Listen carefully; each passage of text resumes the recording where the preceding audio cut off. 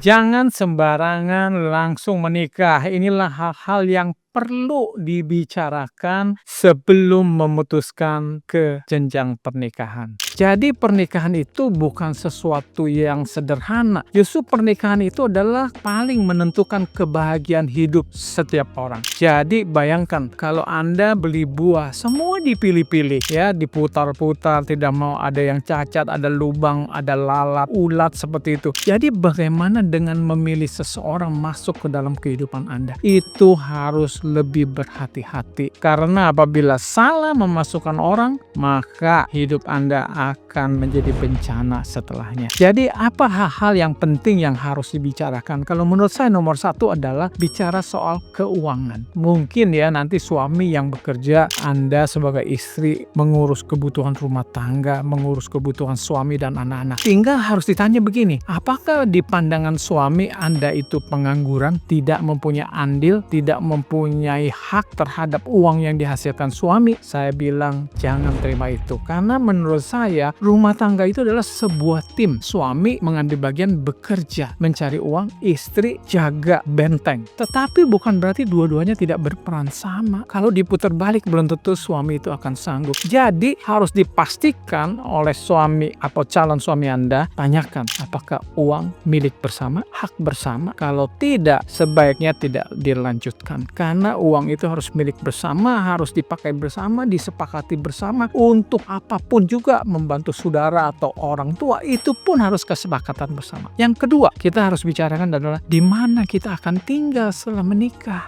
Saya anjurkan sesederhana apapun rumah kontrakan, masih lebih bagus Anda hidup menjadi raja dan ratu di istana yang sederhana daripada ikut tinggal bersama mertua. Memang segala hal itu ada pengecualian ya. Memang ada mertua yang baik. Mungkin saya menganggap saya mertua yang baik, saya akan cocok hidup bersama dengan semua mantu saya bahkan. Tetapi kan tidak demikian pada umumnya.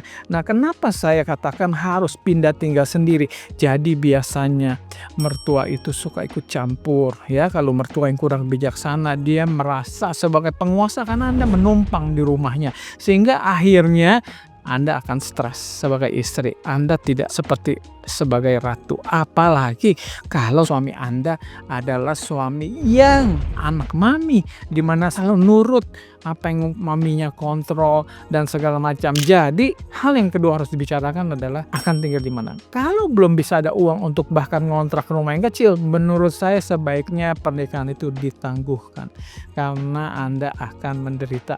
Berdua aja sudah pusing ya, kita mau beradaptasi satu dengan lain, ditambah lagi ada mertua, ditambah lagi kalau masih ada adik ipar atau kakak ipar, wah itu akan ribet sekali rumah tangga Anda. Yang ketiga adalah dibicarakan juga masalah bagaimana, apakah rencana memiliki anak, berapa banyak anak, karena jumlah anaknya bisa berbeda. Dan yang paling penting dipastikan adalah gini, kita tidak pernah tahu kalau ternyata Tuhan belum mengizinkan sampai memiliki anak. Apakah suami Anda akan menceraikan Anda dengan alasan itu, lalu akan mencari istri baru untuk memperoleh keturunan? Ini juga perlu dibicarakan. Banyak sekali hal-hal yang kita harus bicarakan di depan supaya jangan sama-sama kaget pada waktu pernikahan. Lebih bagus batal sebelum menikah daripada setelah menikah Anda merasa menyesal, dan sulit sekali kalau kita mau melakukan perceraian. Kompleks sekali apalagi kalau sudah punya anak. Jadi saya nasihatkan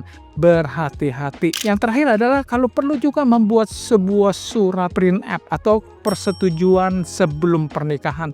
Saya sangat menentang tadinya. Saya menganggap, loh kok kalau pakai ada surat pernyataan sebelum menikah pisah harta dan gono gini, kesannya kayak nggak ada cinta. Oh, nggak demikian. Saya memikir dari sudut pandang kalau saya cinta sama istri, saya melindungi istri dan anak-anak, saya mau tulis. Karena bisa jadi di kemudian hari bukan saya yang sama, saya udah lupa diri, mungkin karena tergoda dan segala macam. Saya mau menandatangannya. Kalau saya tidak setia, maka semua harta apapun menjadi milik istri dan anak-anak saya akan keluar dengan sehelai baju dan celana. Begitu ya, satu gentleman agreement. Kalau suami atau calon suami Anda berani tulis itu, nikahi dia segera, karena dia orang yang setia dan dia bertanggung jawab. Semoga ini bermanfaat bagi anak-anak muda. Jangan menyesal kemudian. Lebih bagus terlambat menikah daripada menikah terburu-buru dan menderita. Lebih bagus ditertawakan sekarang daripada Anda tidak bisa tertawa lagi setelah menikah dengan suami yang tidak tepat. Salam bahagia.